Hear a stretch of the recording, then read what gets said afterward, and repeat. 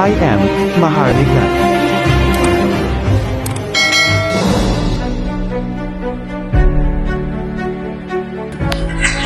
Happy tayo lahat ng independence natin in 1946 ng Philippines at ang ating Suluan North Borneo ay itinago sa Philippines government.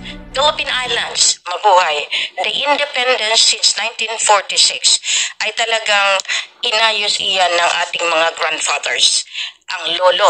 Pero sa ngayon, ang binigyan ng pagkakataon to be physically na mag-ayos is si Muhammad Gamar Mamay Hassan Abdul Rajak, Sharif al-Sultan Gamar bin Abdul Gabbar, Jamalul Kiram III. That is the Raja, the White Raja. At iyan ang ating binigyan ng power and authority na magkaroon ng talagang pag-aayos dito bilang commanding-in-chief, the sovereign niya.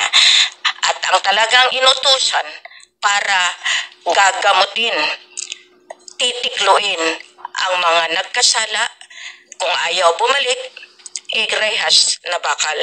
At iyan ay hindi na ako dahil meron ng gumagalaw dyan.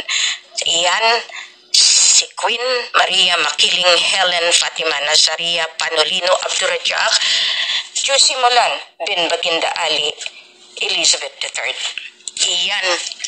Iyan ang mga inutusan, validated, dokumentado, iyan pa 2009, mula nung nagsanib puwersa ang Malaysia, ang apo ng Malaysia at ang anak ng sovereign niya ng ating Philippines Islands, which is the Lupasug Empire at ang Southeast Asia. Ngayon, kung sino pang nagsasabi na wala kaming kaharian, umalis kayo sa tinutungtungan na lupa na pag-aari ng soberenya ng Allah, ng Diyos Ama. Ngayon, talagang ihahawi ko na kayo. Pinatagal ninyo, papatayin nyo pa kami, lahat kayo na nagkiklaim. Umalis kayo sa sovereign territory ng King and Queen. That is from Sulu, Sabah, Sarawak, Kalimantan, Bulungan, North Borneo, at ang Malaysia, Philippines, Indonesia, at ang buong sovereignty ng Southeast Asia. Walang patawad.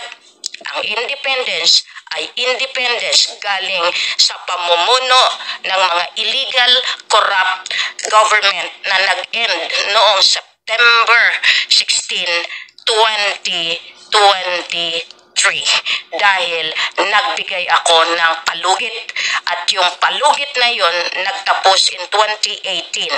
Yan yung 5 years grace period. Ngayon nagbigay ako ng another 5 years transitory. Yun na yung nag-end noong 2023. Kaya wala na kayong magawa.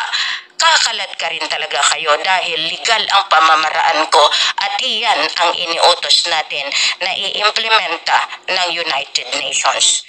Mabuhay, masalam.